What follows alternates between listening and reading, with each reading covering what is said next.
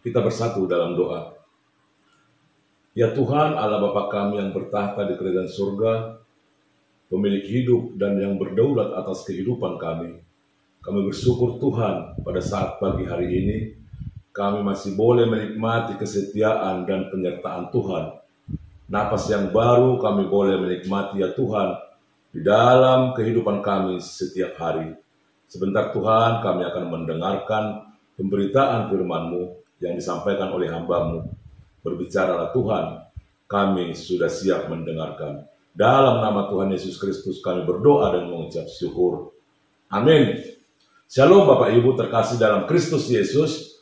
Pada pagi hari ini kita kembali disapa oleh kebenaran firman Tuhan yang diambil dari kitab Ibrani pasalnya yang ke-13 ayat yang ke-5.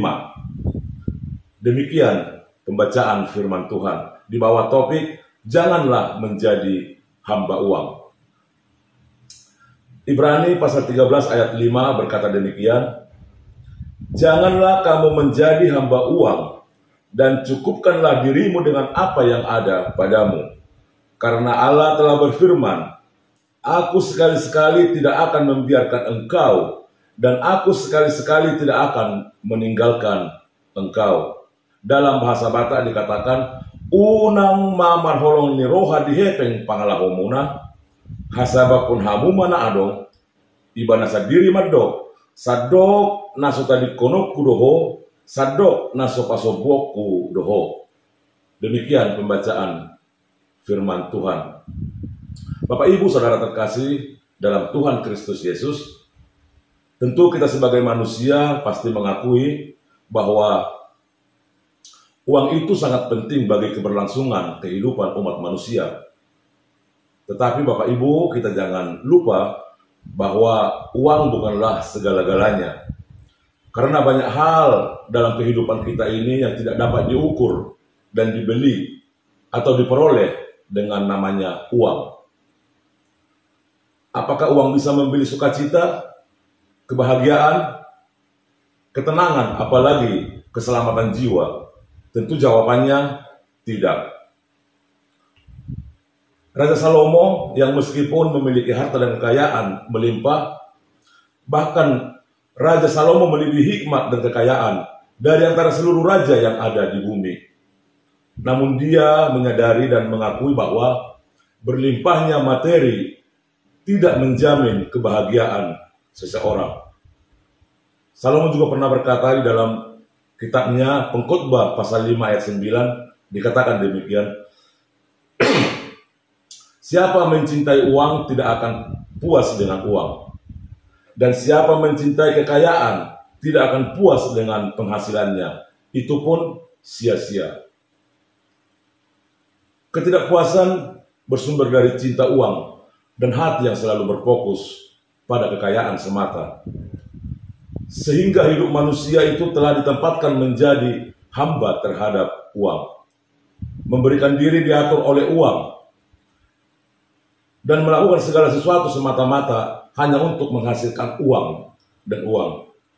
Itulah sebabnya ketika kita menempatkan sesuatu menjadi yang utama, maka disitulah hati kita berada. Ketika kita menjadikan uang itu menjadi yang utama bagi kehidupan kita, maka hati kita pun akan selalu terarah dan terfokus kepada uang, uang, dan uang. Bukankah Yesus pernah berkata dalam kitab Injil Matius 6 ayat 21, karena di mana hartamu berada, di situ jugalah hati dan pikiranmu berada. Cinta uang dan hati yang melekat pada kekayaan mengakibatkan seseorang tidak akan pernah merasa cukup. Sebaliknya, akan selalu merasa kurang dan selalu kurang. Sebanyak apapun uang dan kekayaan yang dimiliki, tidak serta-merta membuat orang merasa puas dan merasa cukup. Rasa puas dan rasa cukup berbicara soal hati. Bila hati kita selalu dipenuhi oleh ucapan syukur, maka di segala keadaan, di segala sesuatu, di segala situasi, kita pasti bisa berkata cukup. Cukup bukan berarti kita berhenti bekerja, bukan berarti kita tidak berusaha lagi. Tapi kita bisa berkata cukup bila kita melihat dan menikmati serta mensyukuri apa yang telah kita terima, apa yang telah kita dapatkan, bukan pada apa yang belum kita peroleh. Rasul Paulus menasihati kita pada saat pagi hari ini supaya kita menjadi pribadi-pribadi yang selalu mengucap syukur dalam segala hal. Sebab itulah yang dikehendaki Allah di dalam Kristus Yesus bagi kita. Bekerja untuk memperoleh uang tidaklah salah, tetapi membuat uang menjadi tujuan utama, itulah yang menjadi masalah besar di hadapan Allah. Uang tidaklah jahat, tetapi menjadi hamba uang adalah sebuah kejahatan.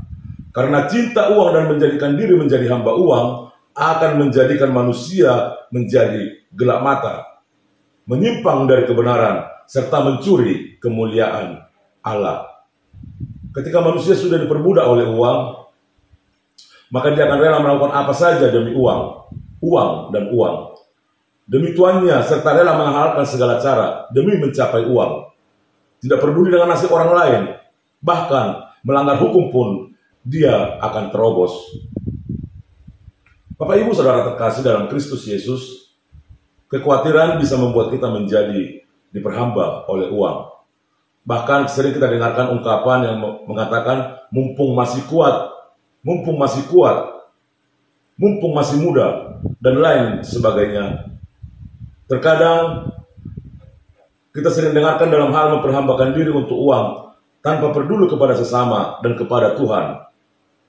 Padahal sesungguhnya Tuhan kita sungguh adil, yang selalu memberikan apa yang menjadi kebutuhan kita. Bukankah Tuhan berjanji akan selalu menyertai kita dan memelihara kehidupan kita? Itu ditulis dalam Ibrani 13 ayat 5b.